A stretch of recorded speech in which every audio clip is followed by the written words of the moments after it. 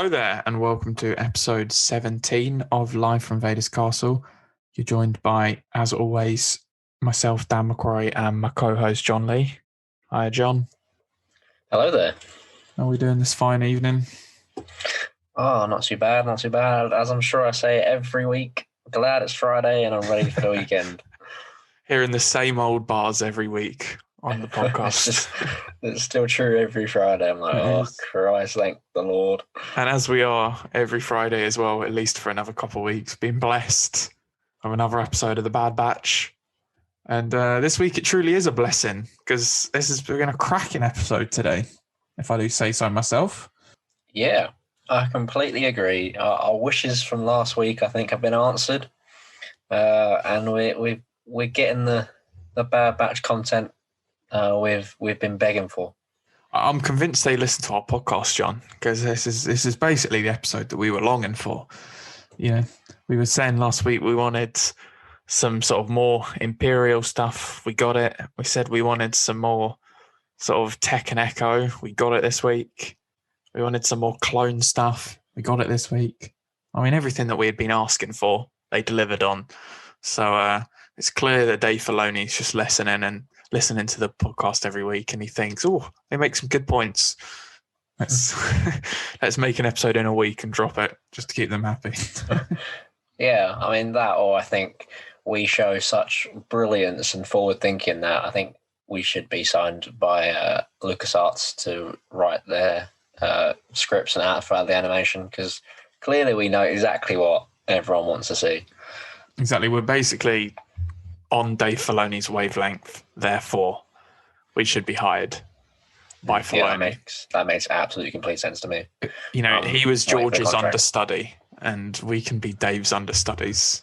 We'll sit by our laptop and wait for the email. Dave, if you're listening. Yeah, I'll have my notifications on for my emails, so any day now I'm eager. Yeah, big fan. We'll work for nothing. for a little while. Yeah, on today's episode, because it's been a pretty big episode of Bad Batch, there's plenty to talk about. So we're just going to have a full, good old-fashioned, hour-long discussion about the Bad Batch. We've had a couple of those episodes in the past, because the episodes give us loads to talk about, and this is another one of them. So we shall dive very deep into the newest episode of Bad Batch, episode 14. It was called War Mantle. And just give me, first of all, John, overall thoughts on the episode. I have to say, unbelievable. I feel like, as we literally just said, it was everything that it ticked all the boxes that we were asking for last week, as well as, I think I've said on the podcast before, but the episodes that I've really enjoyed are the ones that obviously have the face value things, obviously, good action, interesting character development, some nice story points. But I think the episodes that really stand out for me personally are the ones that have lots going on in the background that if you want to notice, you can, and there's really some stuff to dive into there. So I think on some episodes in the previous, I've been surprised at how much I've actually managed to draw out a few of the episodes literally just on that background information. And I think on today's episode, we had face value, unbelievable stuff. And then in the background as well, there's stuff going on. There's like key dialogue points. There's some interesting characters in the background, or just interesting things in the background that I think really help for the more eagle-eyed viewers to dive into. And it makes the universe just feel more alive and lived in. So I think it's ticked all the boxes this week, to be honest. This is one of my favorite episodes. Yeah, I agree. This is probably one of my favorite episodes as well. It had everything that for me makes a good, not just a good Bad Batch episode, but a good sort of animated Star Wars episode. Like, it had a great, action set piece. It was breaking someone out of prison, a classic, breaking someone out of prison episode that we've seen many times across Clone Wars, Rebels, Bad Batch, Star Wars in general, dating all the way back to A New Hope. But it was done with a bit of a twist. We had some returning characters, which I'm always a big fan of. We had some deep, deep connections to Clone Wars and Rebels, which I'm always a fan of.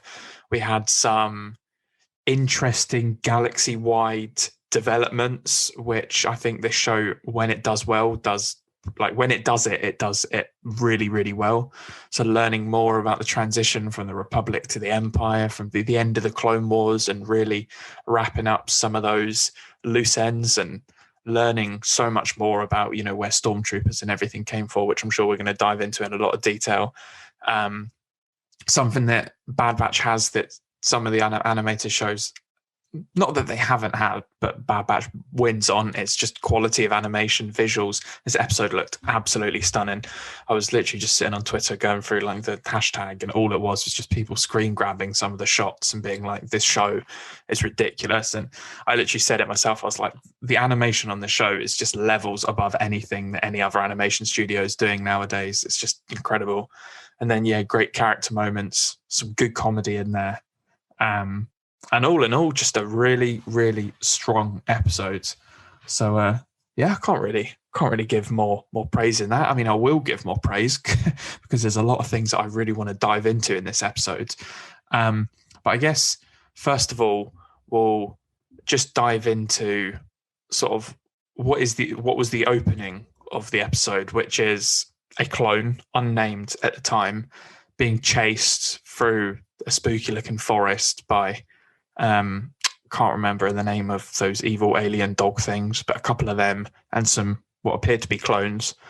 As soon as I saw that, I thought, brilliant, we're getting more clone stuff this episode. What was your initial reaction when you saw our good friendly clone escaping through the forest? Yeah, I mean, I get, as soon as I saw some interesting clones that, regs as they appeared to be at the time, I was like, oh, nice, we're getting, some more clone stuff, which is what we've asked for. And then like my mind was going, and I was like, okay, this clone trooper seems to be running from other clone troopers. Like which side of like the I don't know, like clone side is he on? Is that like a normal reg running from like maybe like some ones that Rex is like chipped? De-chipped, I suppose, so like they're trying to capture more and gain like a little army. Or was it like the other way around? Yeah. Or have we got another Hauser situation, which was my first thought? Yeah, that was my first thought. But at the end of it, I was like, oh, maybe it could be the other way. I wasn't really sure how it was going. But yeah, I mean, especially at the start, that's when I was like, oh, okay. So I feel like this episode is going to be very clone heavy and like all that sort of stuff. So I was like, okay, off to a good start here. A nice, interesting chase sequence to start the episode off. Yeah, definitely set the scene, set the tone in the episode. And I mean, it was going through my mind. As soon as I saw that clone, I was like, oh, is this a clone deserter? Have we got another Hauser on our hands? Is the house of cards of the Empire starting to crumble and the Order 66 chip is dropping one clone at a time? That's my initial thoughts. And it seems that, we're getting along those lines somewhat. So, yeah, interesting opening.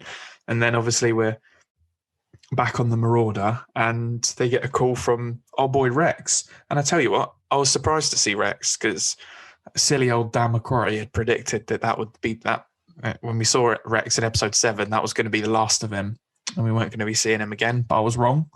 We've seen Rex again. He's up to something. He's busy in some form of conflict somewhere. But he gives the boys a little mission, and that sort of sets up the rest of the episode. Were you gassed to see our boy Rex again? Yeah, it's always lovely to see Rex and see like returning characters. A little disappointing in that he was only there for like a brief hologram conversation, but I suppose you can't have it all. But it's nice to see that back in contact with him. I'm kind of hoping that as the last 2 episodes come out, maybe he'll be in the movie more. Seeing as he's given them the mission, etc. So I feel like hopefully we're seeing him a bit more. But yeah, it's good to see him, and nice to see that like the writers still have him on the chessboard.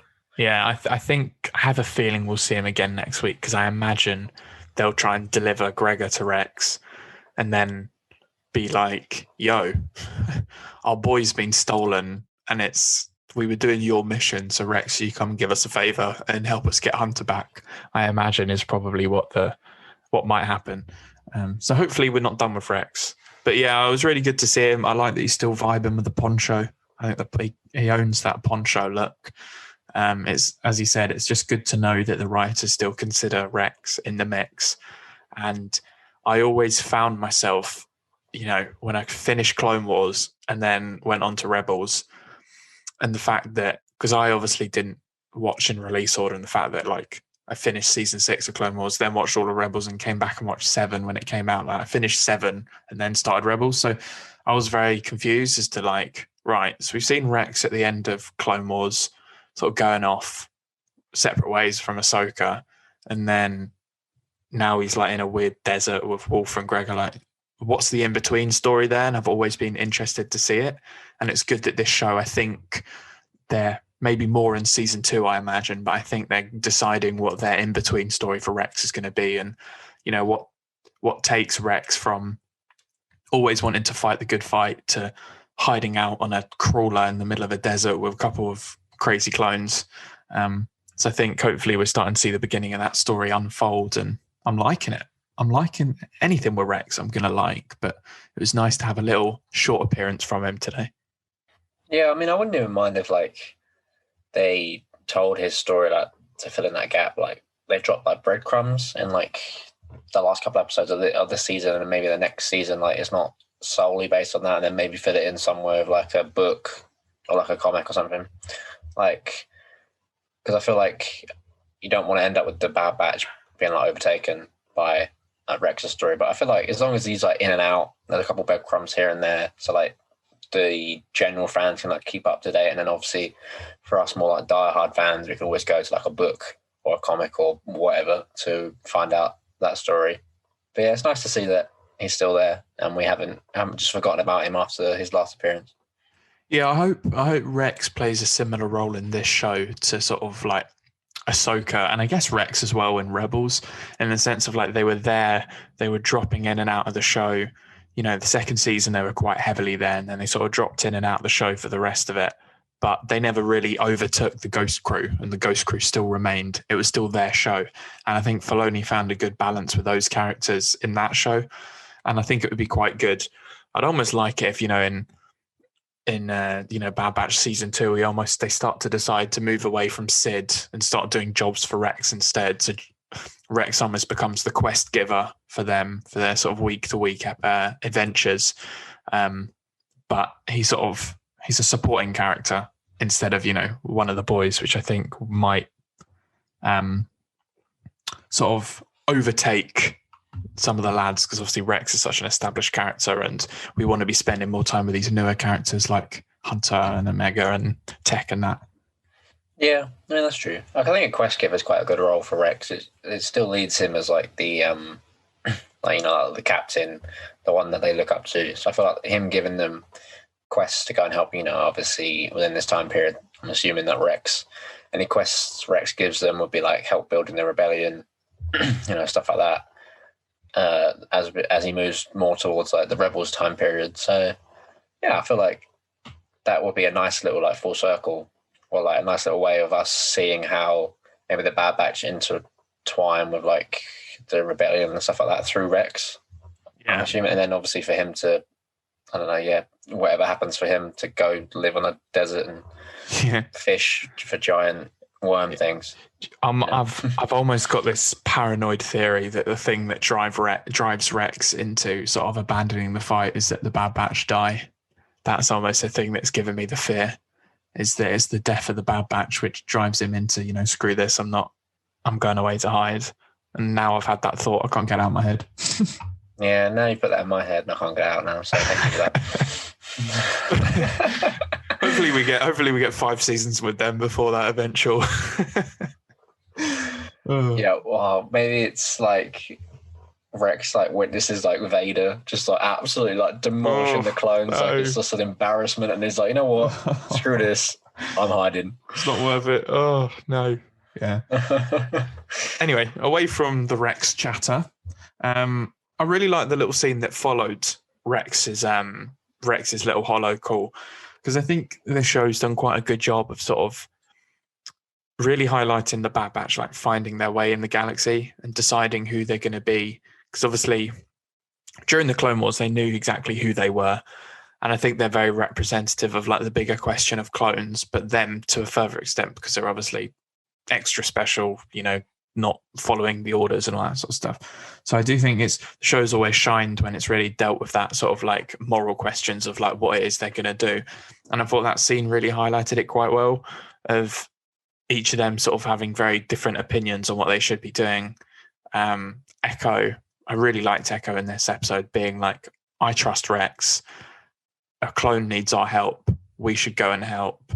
And then the thing that made this scene brilliant was Wrecker when he's like, he makes a good point. And then Tech says, but we won't get any money from Sid, so we'll run out of food. And he's like, he makes a good point. And then Omega's always, we should go and help anyone. And then Wrecker's again, she makes a good point. I thought that was some good comedy there from Wrecker, but also really shows that like dynamic within the family of the Bad Batch, in the sense of like constantly trying to figure out, are they there to save people? Are they there to help other clones? Are they there to sort of be part of this rebellion that's sort of growing in the background? Or are they really just mercenaries trying to survive themselves? And I think Hunter battles with that every day, but I was glad that it was Echo's voice that broke through this time and was really like, I trust Rex, so we should trust him and we should go and do this mission.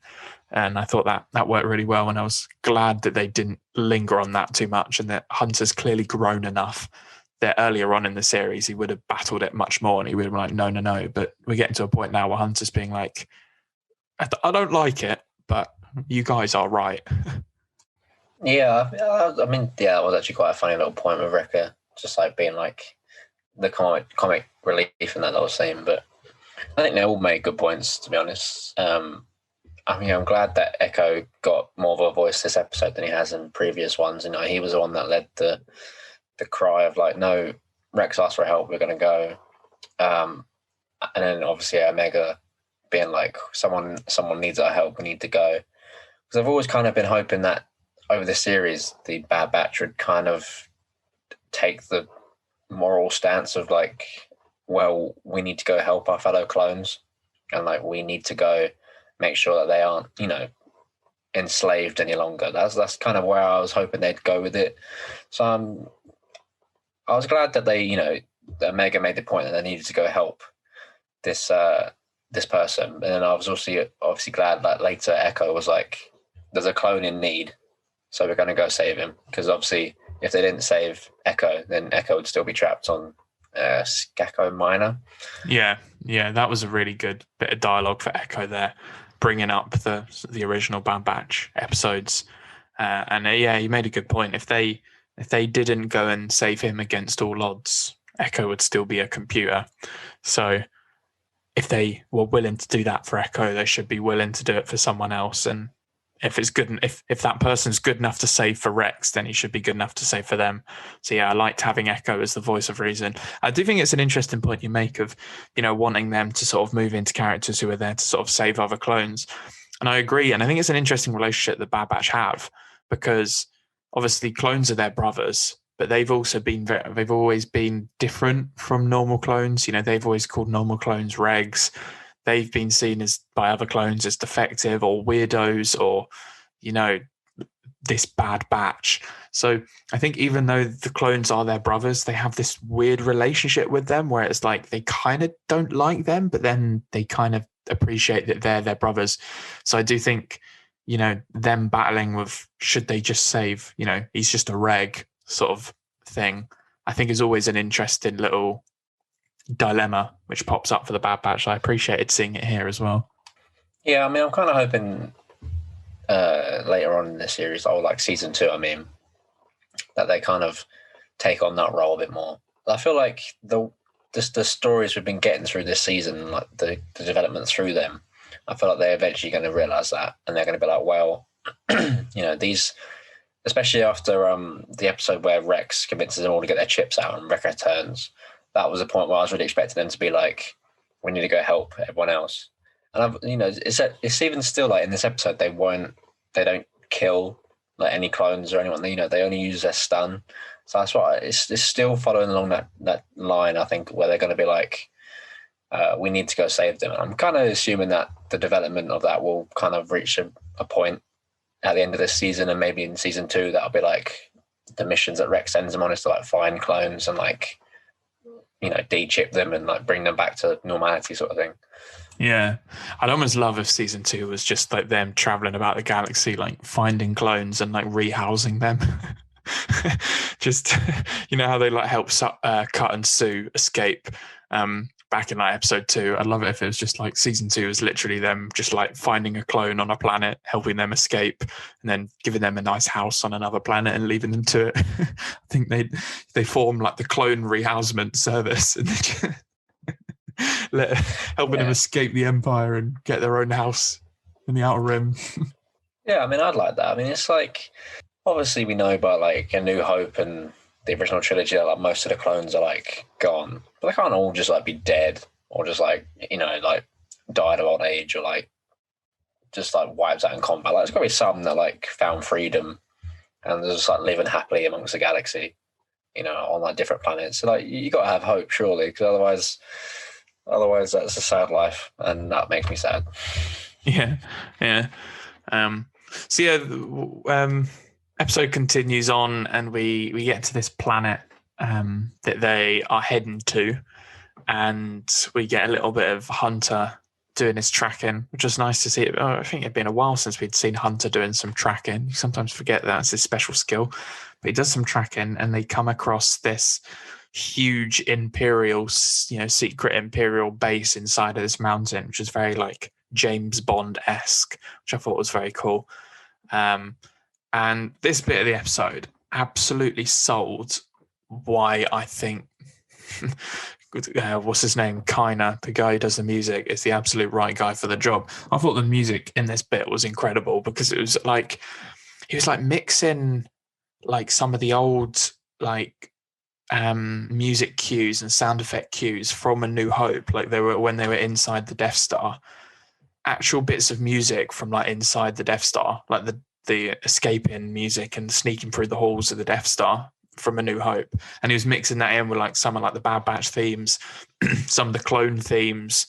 I just think the music was so good in this episode. As soon as I heard like the bum bum bum bada bum like Imperial music, I was like, oh, unbelievable. We're already getting these like episode 4 Death Star vibes from this episode, and I absolutely loved that moment, and just them sort of sneaking their way into this complex and seeing these new looking clones who are looking like stormtroopers and clone commandos and everything. I didn't know if you picked up on that music, but for me it was a big moment of like, yes, fist bumping moment when I hear those original John Williams cues tied into the modern scores.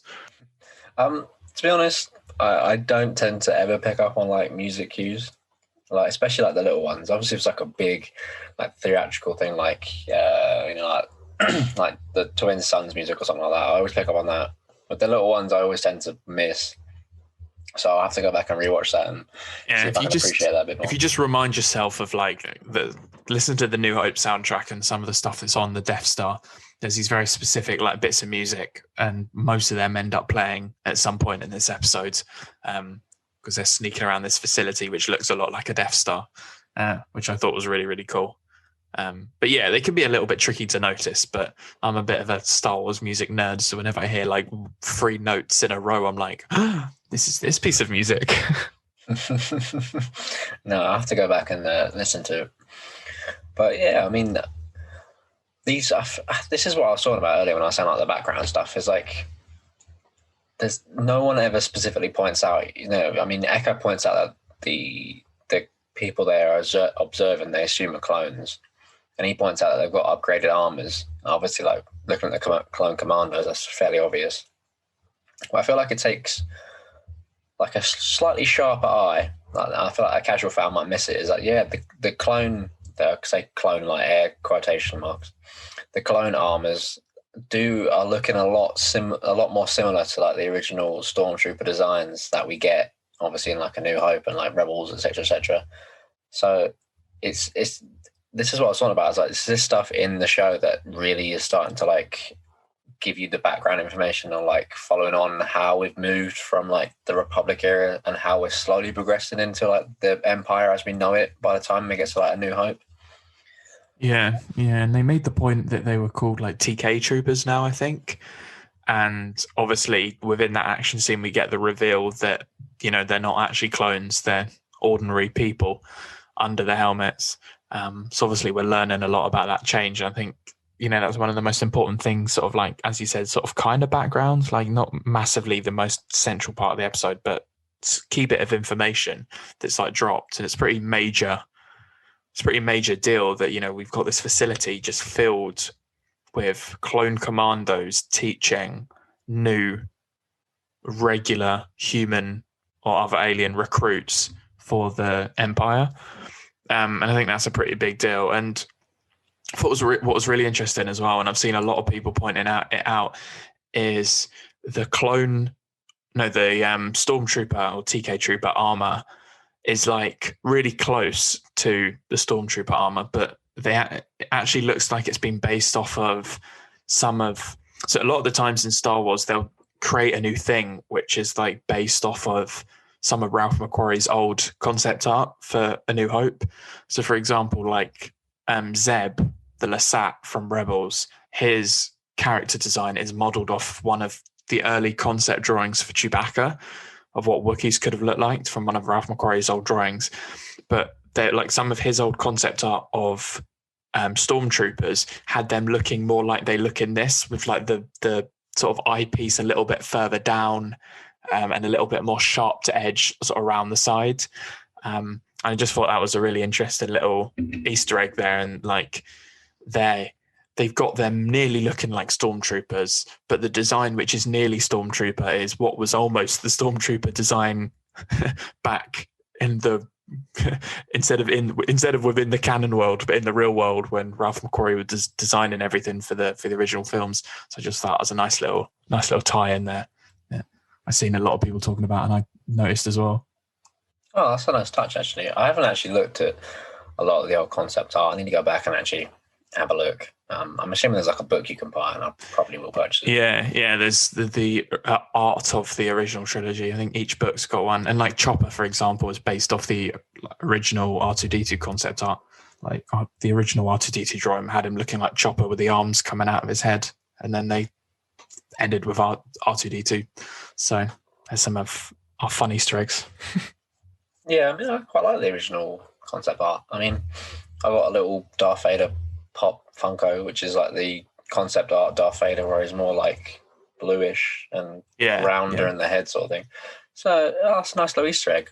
I mean, I suppose we got the same thing when we had that episode of The Mandalorian with the white spiders. That was from concept art, wasn't it? I'm pretty sure. Yeah, I think they were meant to be spiders. It would have been on Dagobah, I think. Yeah. And they were just never used, but they were old concept art. And because Lucasfilm keeps all this stuff, I think when they're coming out with new characters and stuff like that, they sometimes just go through Ralph McQuarrie's old drawings and then says, "Oh, that looks cool and it hasn't been used yet. We'll use that." And I love that they did that for the developing Stormtrooper armor, because I think that just really ties it all together and it feels so natural and so Star Warsy. Yeah, it definitely. Then you can make sense of it being like the in-between between like clones and Stormtroopers is obviously just the concept art they went between, going like from nothing to Stormtroopers from the original trilogy. Yeah, that's a nice touch, actually. I have to go back and have a look. I'm definitely going to buy that book as well and have a flick through and see what else I can notice. Yeah, and where were we? We were in the facility, and obviously, the big thing that made me jump up in my seat when I was like, when that we find out that the clone deserter from earlier on in the episode is none other than good old Gregor of Wolf and Gregor and Co. from Rebels and from Clone Wars. I was very happy. I think I had always been expecting at some point in the Bad Batch show we might learn about Wolf and Gregor and how they ended up with Rex. And we had obviously seen Gregor in the Clone Wars literally blowing up the last time we seen him, and then he was alive in Rebels. So there was always a story there to be told. And I like that we'd seen Gregor very in old Gregor fashion in with his character. The fact that he thinks the defective clones are the ones still willing to serve the Empire. I thought that was a great line.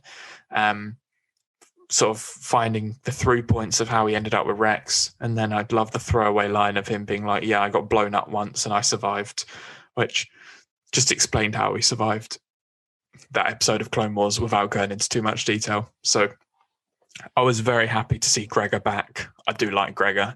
And Yeah, it was good to see him again. What did you think? Did you get all excited when you heard Gregor's name? I did, yeah. It was only I think it was literally about 2 seconds before he said his name, or literally like a second and a half or whatever, where like there was like a little chuckle. He did like his classic little chuckle. It's like hee hee hee, or like something creepy. It reminds me of you know, in Skyrim when you're playing for like the Dark Brotherhood, and like you got that guy that comes in dressed in the clown Cicero, outfit. yeah. Cicero, yeah, he's got the same sort of laugh. It keeps reminding me of that. He's like hee hee hee, and it's like, oh, that is creepy. But yeah, as soon as I heard that, I was like, oh, that has surely got to be Gregor. So yeah, as you said, it's nice to see how we go from him being like getting blown up in like a blaze of glory in the Clone Wars to then, I suppose, surviving and obviously being recruited by the Empire as like a clone commander to teach the new recruits, teach them his skills, I suppose. Yeah, it's a nice little nod to the past. It's a nice little nod to Rebels, I suppose, as well, because obviously we've got to fill that gap. Yeah, very exciting to see a returning character. Yeah, definitely. And I think he played a good part in this episode because obviously, you know, he's a reg. It made the Bad Batch sort of question how far they were willing to go to save other clones. And obviously this is a pretty, ambitious mission in terms of, you know, 1,000 troops and just the 3 of them breaking in. Obviously, it was really nice to see Hunter, Tech, and Echo really at the forefront of this episode. Some great Tech and Echo moments, which I've always looking for, and it was nice to get a bit more of that today. But yeah, I really enjoyed seeing Gregor and them interact.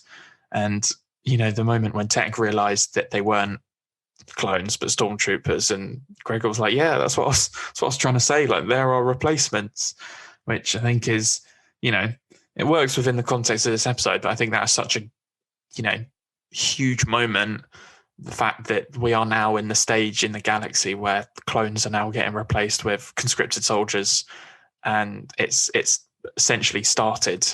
And I think that was a pretty big moment just to sort of drop in this episode. So I think all of that together with Gregor and the boys worked really well for me. And yeah, I was enjoying it a lot.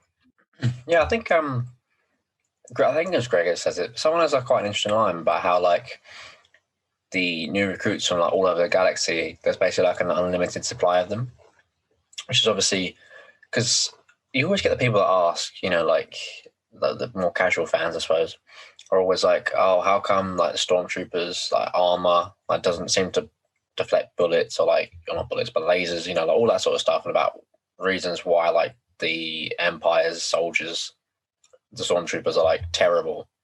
And I suppose that leads into the answer, is that it's always been, if you look, you know, for an answer in like canon and stuff, the answer's always been this is just, you know, the Empire decides to throw numbers at people.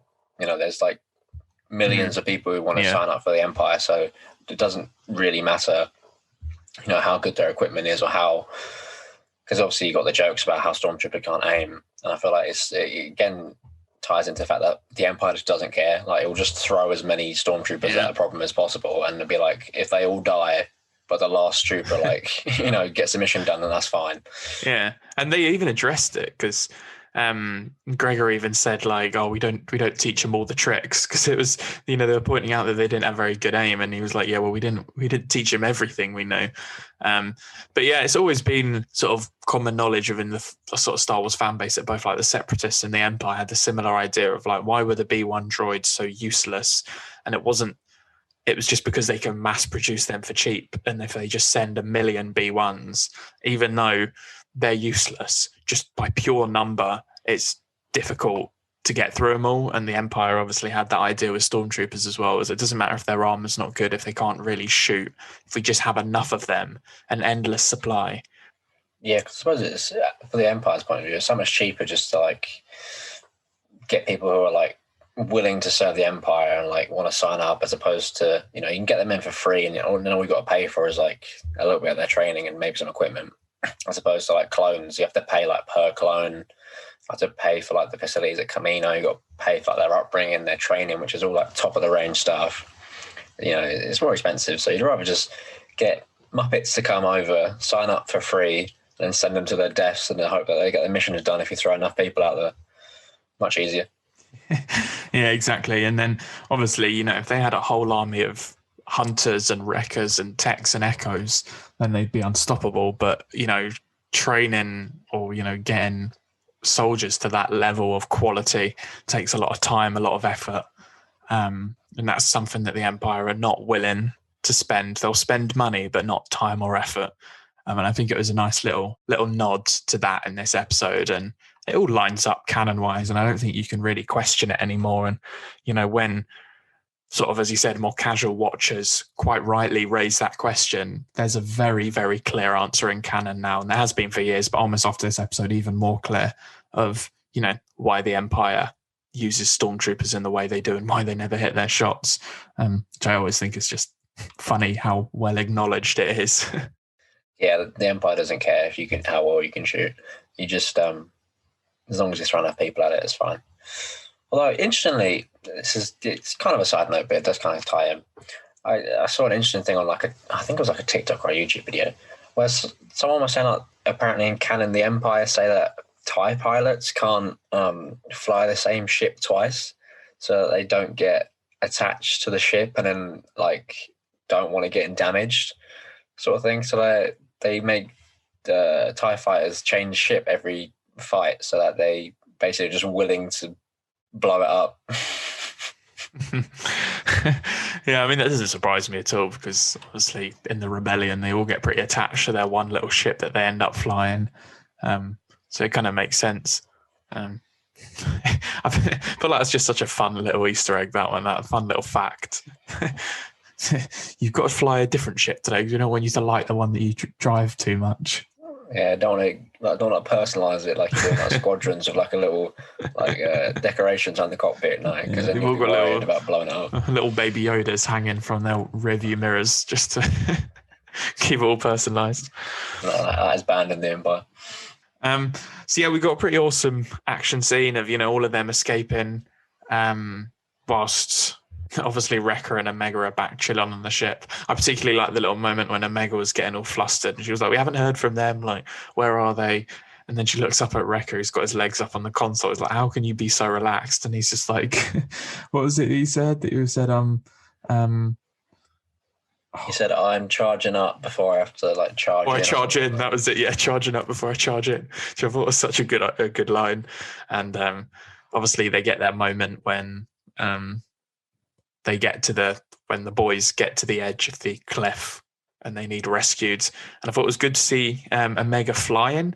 That's a little bit of progression from last time because obviously last time when Hera asked her about flying, she said that she wasn't allowed to fly the ship until she'd read all the specifications. So obviously she's finished reading the specifications and she's starting to fly, and she's obviously listened to Hera's wisdom about flying being a feeling. She seemed to be flying fairly decently, which was nice to see.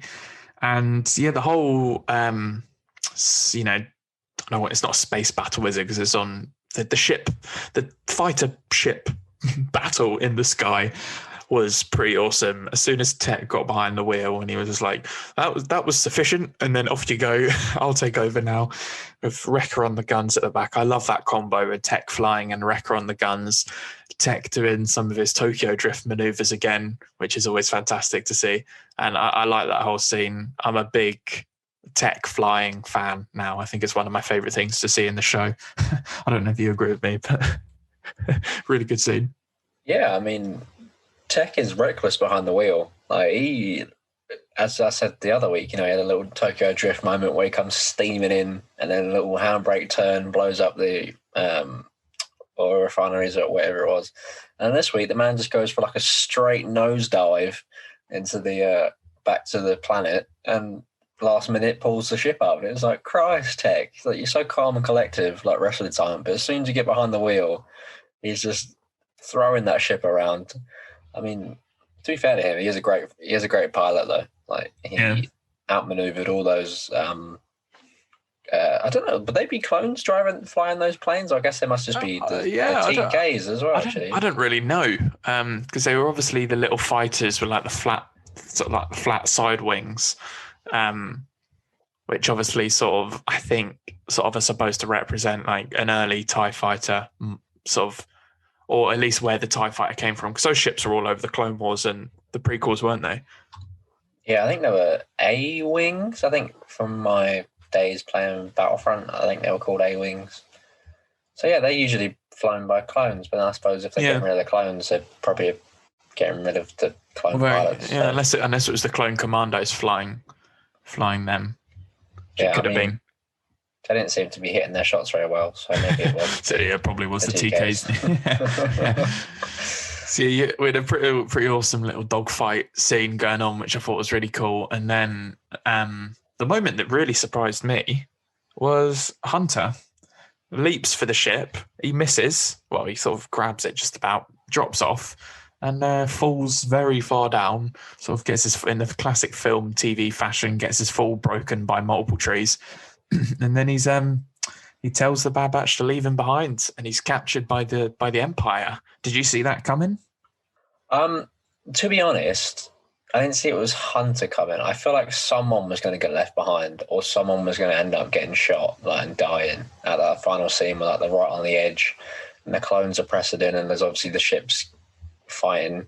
I was like, someone is going to bite the bullet here, surely. I was like preparing myself for it. And then when Hunter like leapt off the side, I was like, okay, all right, fine, that's fair. But that's before he even like stuck the landing, which he then obviously missed and fell, God knows how far, like a good 300 feet. But as you say, broken by trees, so he's obviously fine. The classic.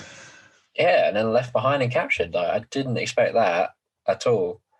I was really worried, to be fair, it's going to be my boy Echo that was going to bite the bullet. But no, yeah, we live. Yeah, I think I was on permanent Echo watch because obviously Echo had a lot more to do in this episode than normal. So I was like, oh no, they're not just doing what I describe as Walking Dead writing, where they like give the character their most important episode and then kill them right at the end. So I was worried that they were doing that with Echo. Luckily, they didn't. Hunter gets captured, and we end with the Crosshair arriving at the prison and them having a bit of a standoff.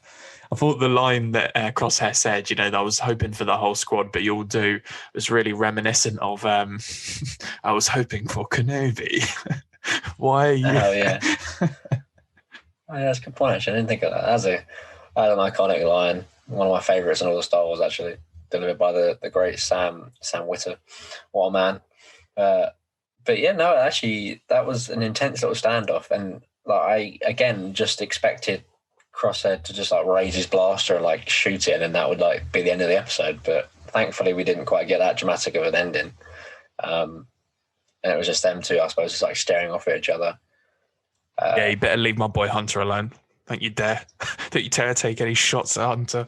But it's clearly, it sounds like the way Crosshair was saying that he has something planned for him.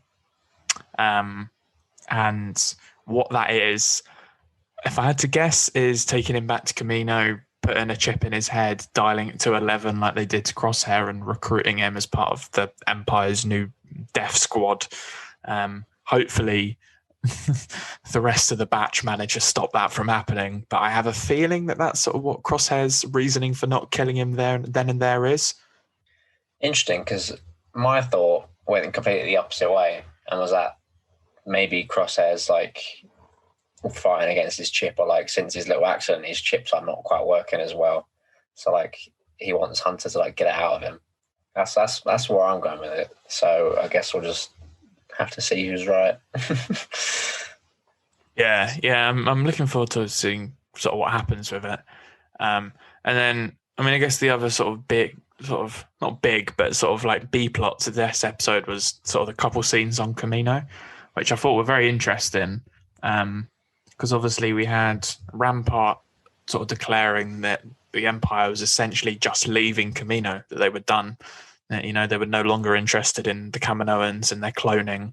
And, you know, essentially that whole clone program was over, which I sort of had a double take. I was like, wait, did he just say that they're leaving Camino? You know, pretty mad. And then obviously the Kaminoans themselves getting a bit twitchy and deciding that they need an escape plan. And what appears to be Lama Su getting executed at the end of that. We didn't obviously hear any blaster fire, so he could still be alive. But, you know, they took Nala Se away because they've got use for a scientist, but not for a politician. and that could well be the end of the Kaminoan Prime Minister. I don't know what you thought of that little side plot there, and the implications it has going forward, but it certainly had me even more interested. Yeah, I mean, as you said, like at the end of that scene, we didn't hear any blaster shots. I was waiting for them, to be honest. I was like, all right, they're going to shut the doors and they're going to shoot him because obviously, this is meant to be like a kid's show. They're not going to just like kill him like that in cold blood, like there and then. But no, I didn't get any. So I'm wondering like where that's going to lead next episode. Maybe are they even going to like, address it? Obviously, the ending of the cloning facility is obviously like a big deal. I feel like it wraps in nicely to how the rest of the episode went with like Gregor and stuff, explaining the new recruits and things like that. Tied in quite well. Obviously,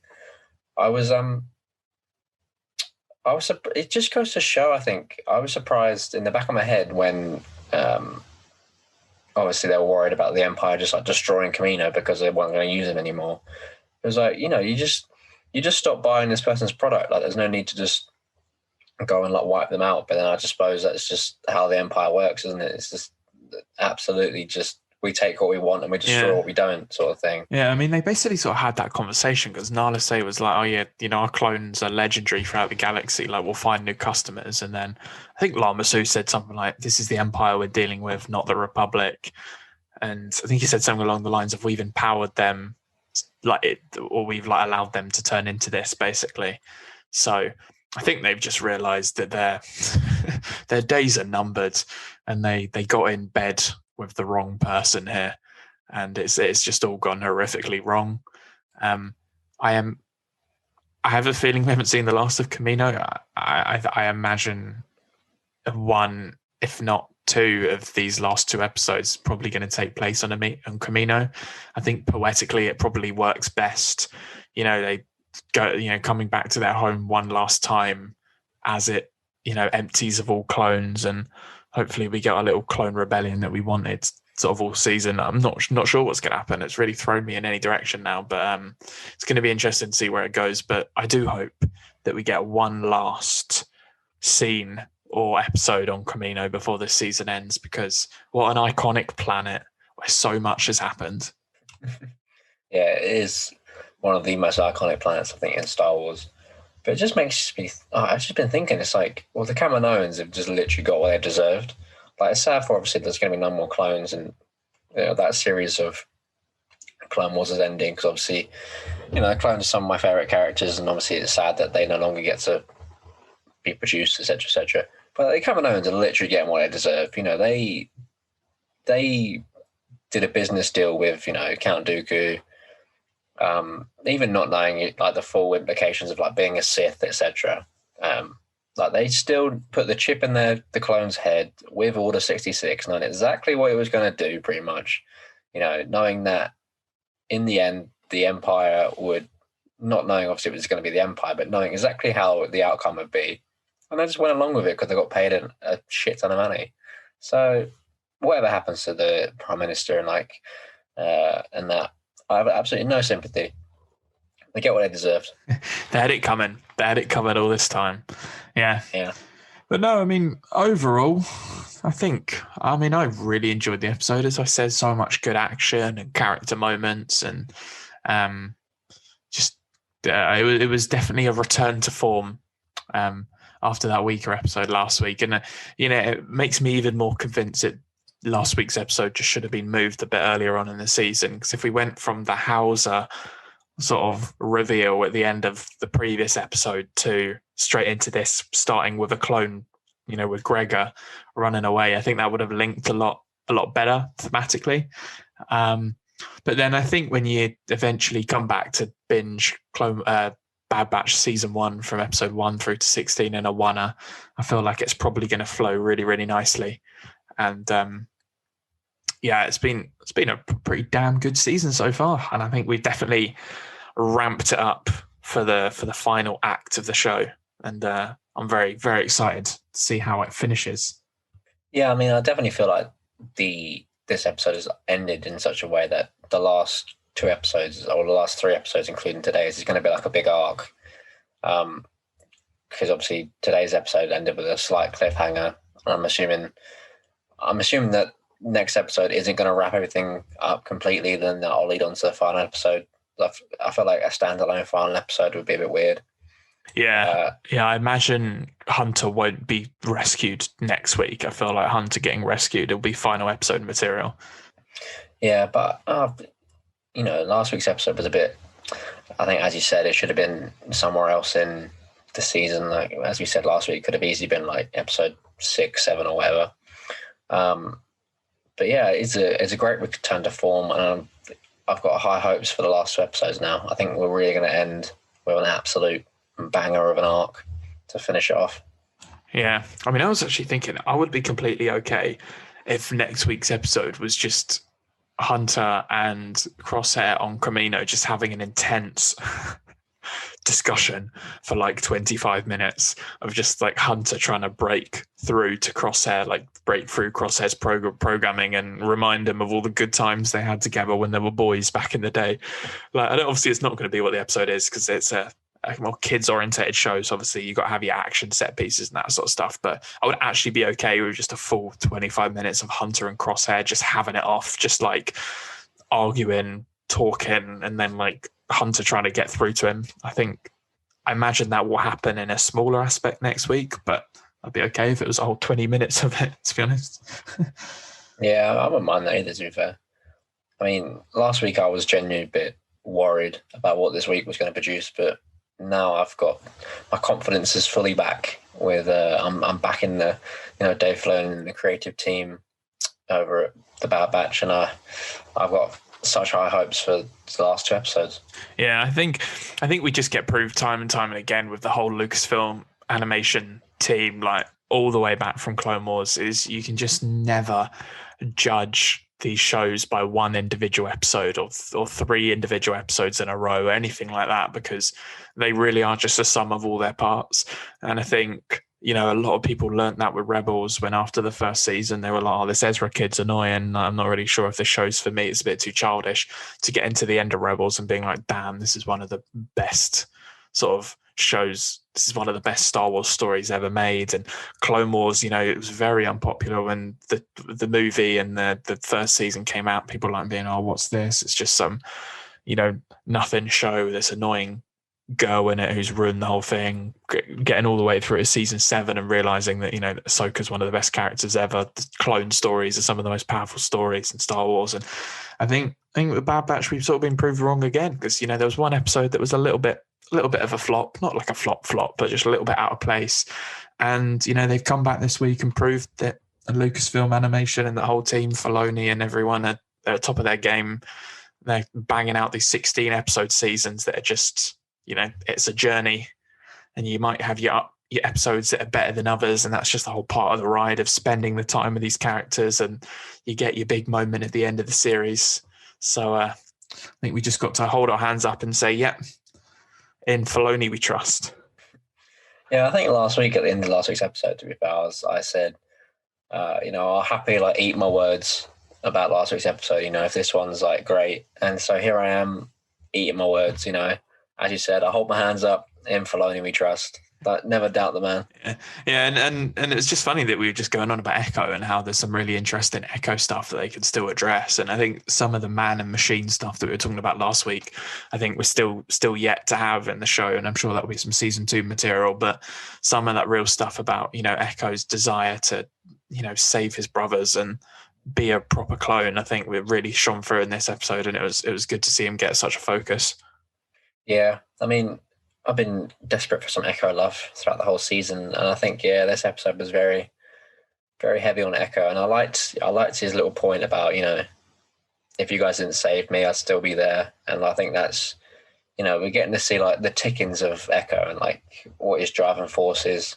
So hopefully they explore that more in future episodes, because I'm all for it.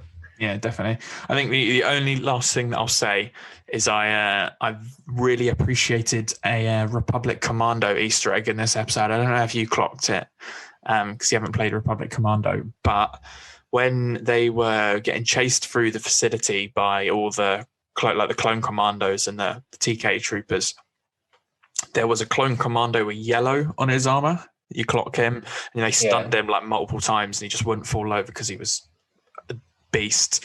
That was Scorch from Delta Squad from Republic Commando. That was so that whole the Scorch is obviously one of the main boys in that.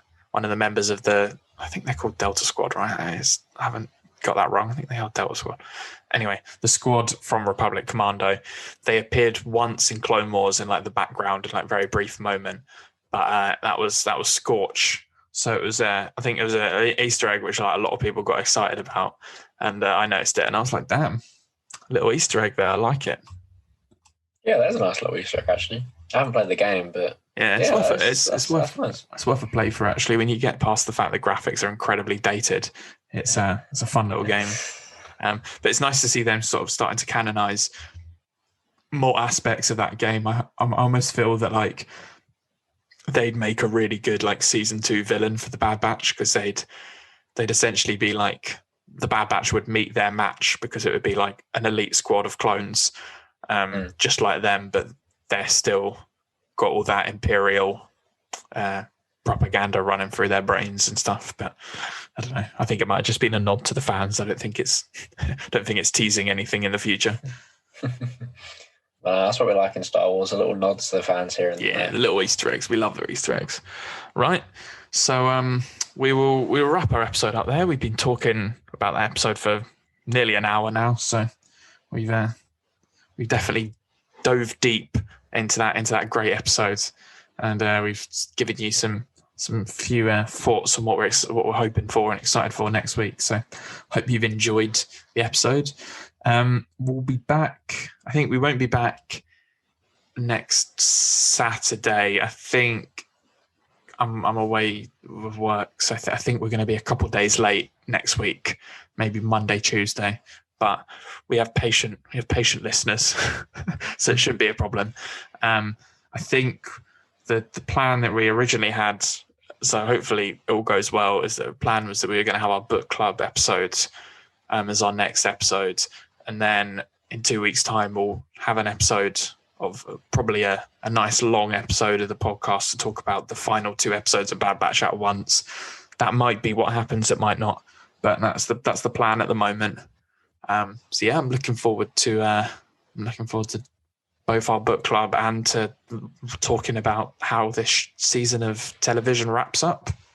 Yeah, there should be 2 actually really interesting weeks, I think, of discussion. And then after that, who knows? Who knows what we'll be doing week on week after that? We'll be mixing it up. We'll be mixing it up with what we start to talk about now. I feel like there's plenty of stuff in the Star Wars universe that we can dive into. Yeah, there's always stuff to talk about. Right? Okie doke. Well, that's been episode 17 of Live from Vaders Castle. So thanks for listening. If you've enjoyed, make sure you follow us on your podcast app that you use, whether that's Spotify or Apple Music or Amazon Podcasts. We're on all of them. Give us a follow on Instagram at Live from Vaders Castle. We've been posting a lot over there. We've been John has a Vaders Castle Lego set which he's been building, so you can see that when it's finished on all its glory on our Instagram page, and a lot of other stuff. We just did a giveaway recently, so there's lots of fun stuff happening over there. And follow us on Twitter at Vaders Castle Pod. And until next week, we'll catch you then. Yeah, see you guys later. Thank you for listening. See you next week.